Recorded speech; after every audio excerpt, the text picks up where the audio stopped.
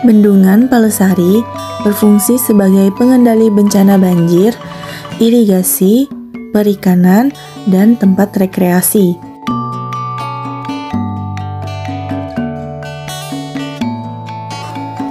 Bendungan Palesari dilatar belakangi dengan hutan lindung yang cukup bagus serta mempunyai hawa sejuk, sehingga cocok untuk wisata tirta serta wana wisata di daerah sekitarnya. Di bendungan ini juga terdapat sampan yang digunakan untuk memancing ataupun untuk rekreasi mengelilingi bendungan.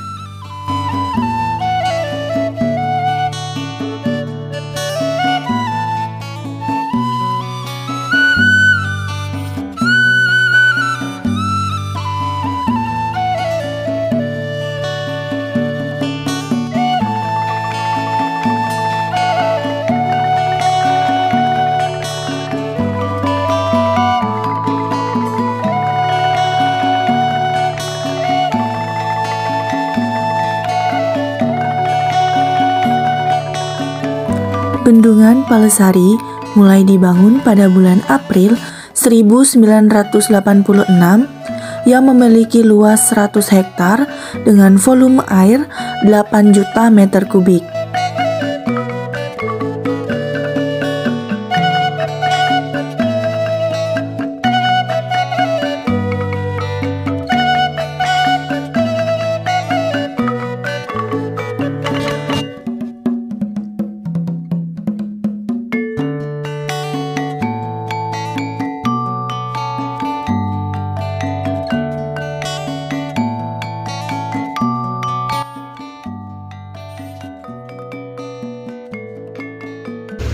Kalau pengunjung Palasari, nah sementara kalau di Bendungan Palasari itu untuk pengunjung untuk saat sekarang ini kan dikelola Pok Darwis. Nah, sedangkan untuk Pok Darwis itu pengelolaannya belum mendapat izin penuh itu dari kementerian. Cuman kami di sini sebagai pengelola bendung itu membijaksanai. Nah, artinya masyarakat ini sekarang diajak untuk biar peduli sama bendungan. Nah, seperti contoh sekarang ini kan ada istilah dari balai. Ini bendungannya kan dikelola oleh balai kan, Balai BWS Bali Penida. Nah, untuk memfasilitasi Pok Darwis itu sekarang Pok Darwis itu ditangani istilahnya ada proyek DOIS 2 ya.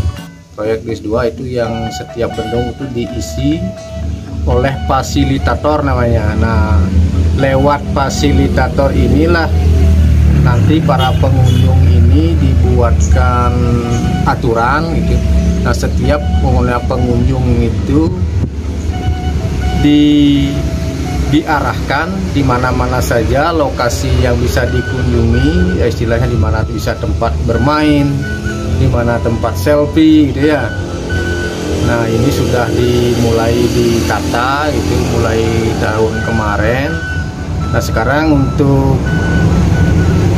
Pok Darwis itu sekarang akan diadakan penanaman kan, seperti penanaman apokat, kelapa ganja, sawo kecil. Nah, untuk ditanam di area bendungan untuk menarik para pengunjung. Nah, mungkin pertengahan bulan Oktober ini akan didatangkan bibit 800. Seperti kelapa genjah itu 200, apokat 200, mangga 200, sawo kecil 200. Nah, ini akan ditempatkan di tempat-tempat yang sentral biar menarik para pengunjung. Nah, itu untuk menarik para pengunjung ya. Nah, di samping itu untuk menarik wisata air sekarang disediakan booth untuk Pok Darwis kalau mau berkunjung berwisata di Genangan. Nah, itu sudah disiapkan, yaitu ada tenaganya, timnya itu dari Pok Darwis itu. Dan mengenai sewanya itu terserah lah dari teman-teman Pok Darwis. Kami kan cuma memfasilitasi tempat. Nah, artinya tempat di mana-mana saja boleh berwisata, karena di wisata air itu kan resiko tinggi kan. Nah, di sana harus bagaimana aturannya. Kalau berwisata di air kan harus pakai pelampung. kapasitas muatan dari perahu itu harus jelas, tidak boleh terlalu banyak kan, itu biar sampai tidak tenggelam. Nah, aturan-aturan seperti itu mungkin akan dikaji ulang kan, itu nanti akan pihak kami akan mendatangkan konsultan, karena di daerah genangan kan ada ya mana yang rawan, mana yang bisa dikunjungi untuk bermain kan gitu. Nah, itu sudah akan diatur. Nah, itu untuk di para pengunjung. Secara non teknisnya mungkin hanya itu aja sementara. Sekarang mungkin kalau pengunjung itu mungkin Palasari mungkin retribusi belum dikelola, bayar berapa itu belum ada, apakah istilah perdesnya itu apa belum. Nah, ini karena mau akan ditata ulang kembali gitu ya, itu untuk pengunjung Palasari. Nah, kalau ada umpamanya nanti yang seperti yang sudah berjalan seperti TNI gitu sering menggunakan fasilitas bendung, dia harus bersurat kembali. Kalau memang penting di lokasi seperti kemah anak-anak itu harus bersurat, karena kan berapa jumlah, kepentingannya apa, dan di organisasi apa, tujuan apa, itu harus jelas bersurat. Karena kalau tidak bersurat nanti gagal kan. Soalnya masalahnya keamanan di bendung, keamanan pengunjung dan izinnya itu harus jelas. Jadi kalau mau nginep, kalau mungkin sekarang mau berkunjung sehari sekedar selfie itu tidak apa-apa lah, itu bebas lah.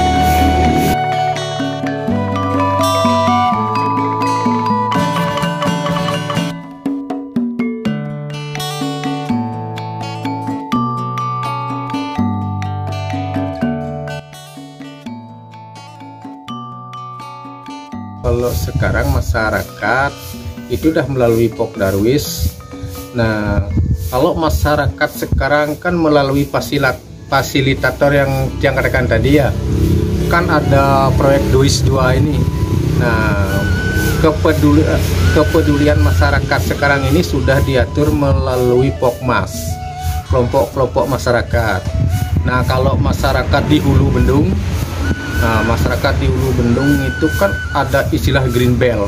Green belt adalah sabuk hijau bendung.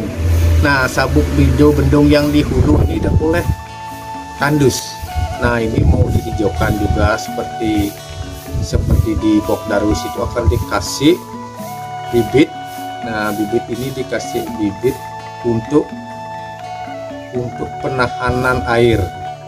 Nah, untuk DTA-nya, DTA itu daerah tangkapan airnya. Nah, untuk daerah di hulu ini, daerah tangkapan airnya ini melalui Pokmas, kelompok masyarakat inilah akan dihijaukan. Nah, tanaman sama. Nah, ya tanaman yang dipilih untuk di sabuk di green belt atau di hulu itu sama seperti di Pok Darwis untuk penahanan airnya itu. Nah, ini dipilih tanaman yang berkontribusi untuk kelompok yang di daerah hulu itu.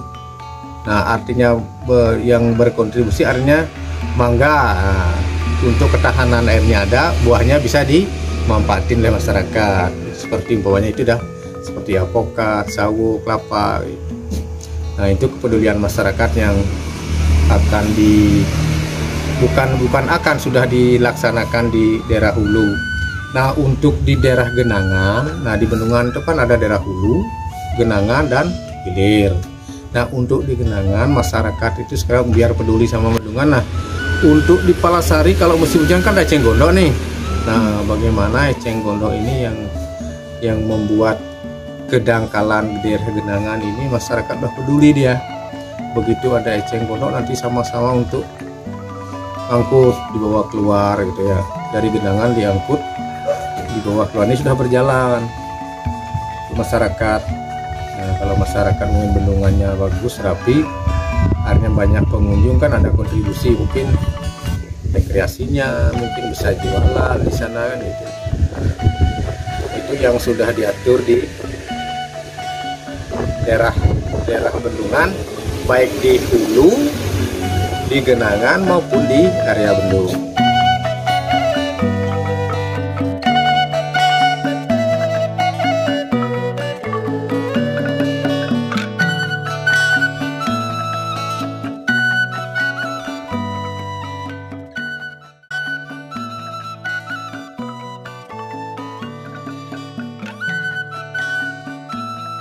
kalau manfaat bendungan bagi masyarakat, mungkin dari Pop Darwisnya itu mungkin banyak pengunjung kan gitu.